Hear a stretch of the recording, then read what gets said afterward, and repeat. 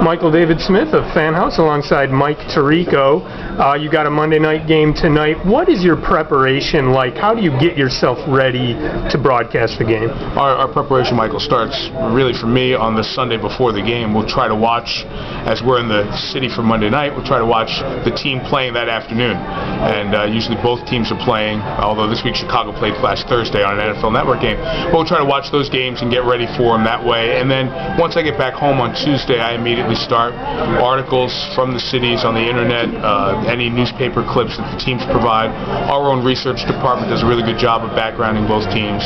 I'll try to watch just the cut down version, only the plays of the last 3 or 4 games. The DirecTV shortcuts? Yeah, exactly. I kind of catalog those through the years since we know our schedule, and then I'll watch the entire broadcast of the last game that those teams played, and by that point you're usually pretty much caught up on everything that's happened with the teams. And plus, now that I've done this 3 years, if you go back to your old notes and the number of times we've seen Aaron Rodgers, or back to Urlacher from a couple of years ago, and with my radio show, we recorded interviews with Rodgers and Urlacher over the week, so I had a chance to talk to them on the phone as well. So all that together, plus your sources around the league and the people you know, and you do that Tuesday through Friday. Saturday we go to the game site with the home team, their practice meetings with their coaches and players, and then Sunday you do the meetings with the road team when they arrive, and then on Monday morning we put it all together in our big production meeting for a couple hours in preparation for the game on Monday night. We know that you work with Ron Jaworski and Tony Kornheiser, of course.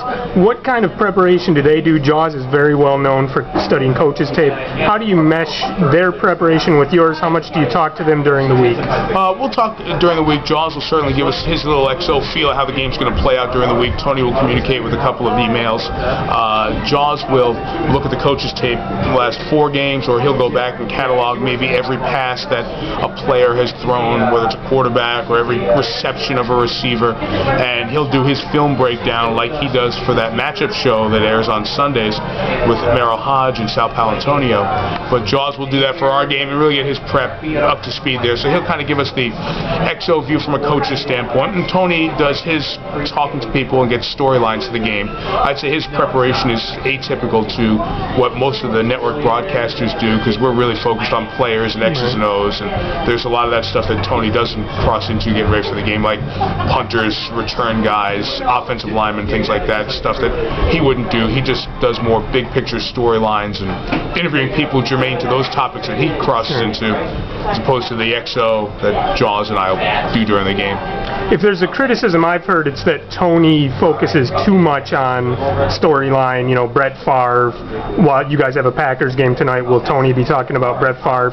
Do you guys talk about that, and do you think that's a valid criticism at all of Tony, I guess?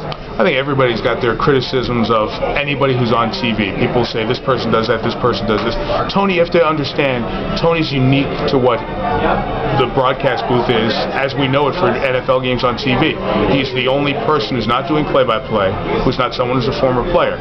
So Tony is not going to break down anything that's happening on the field in terms of X's and O's and storylines. But by the same token, there are, in a national broadcast, when you get the Packers or the Bears on Monday night or Sunday night, that's one of the few full national games you get. There's not another 4:15 game in another region.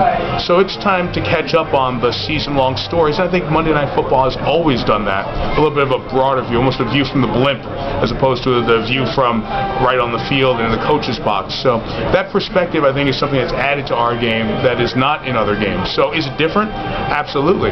But is it always relevant to the game?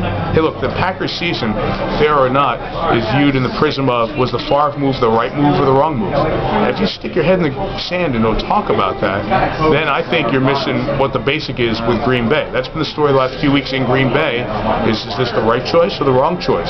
And how did it play out after year 1? So to ignore that or ignore other stuff going on, I think you're not telling a complete story of the game. So people are critical of that, so be it. I mean, as long as it's germane to the game and the people who are playing football that night, then there's a place for it, absolutely.